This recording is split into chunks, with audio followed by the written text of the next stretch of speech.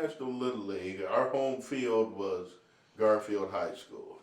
And I started playing there, and I was 8 or 9 years old when they had like farm teams. And just everybody just played baseball back then. When baseball season came, everybody played. So, my neighborhood, we just went on up to Garfield and signed up, and we were playing. And it was big. I mean, it was probably the first time I had ever wore a team uniform. And there's something about that, being 8 years old and you're out there with 10 or 12 other guys and you all got the same uniform on.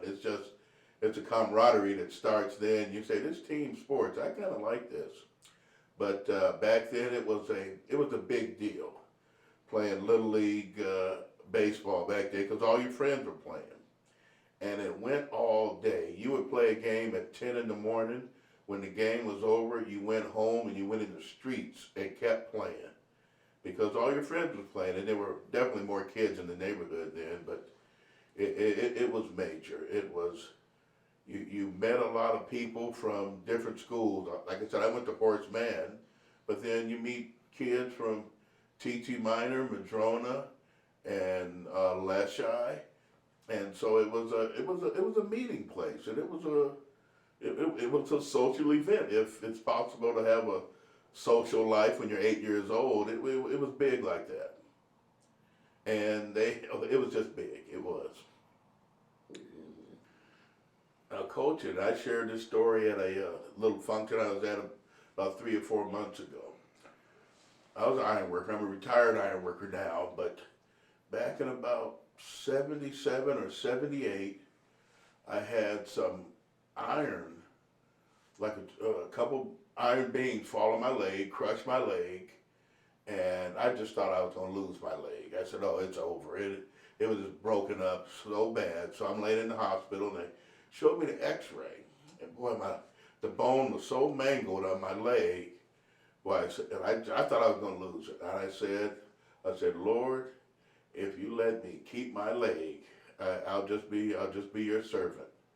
And this was in like 78. So I went on about my business about 2 years, and about 2 years later, just out of the blue, the Lord said, start coaching.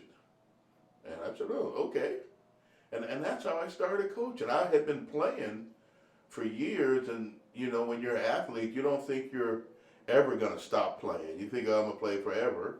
And I had been playing semi-pro football, slow pitch, fast pitch, softball, but after my leg got crushed and I thought I was going to lose my leg, and I told God, I said, hey, if I keep my leg, I'll just be your servant. And he seemed to come to me, and about 2 years after that, said, hey man, start coaching. So I go up to Garfield, and Ron Gates and Gary Wright were coaching baseball. So I started coaching baseball. I said, hey man, let me help out. He said, okay, come on. So I started helping them. And then that same year, Cecil Cross said, hey man, you're out here coaching, why don't you coach football? So started coaching football, and that must have been in the early 80s, like 80 or 81.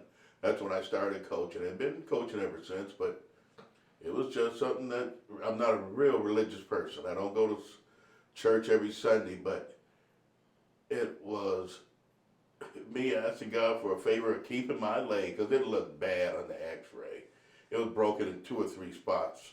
And I just asked him, save my leg, and hey, I'll be your servant. And just come to me 2 years later and said, start coaching. And gee, it's a story I share with people. And like I said, I'm not a real religious person that goes to church every Sunday, but it was just something that's what got me into coaching. It wasn't nothing that I thought I would ever do. I actually thought I would play forever. And that's what got me into coaching.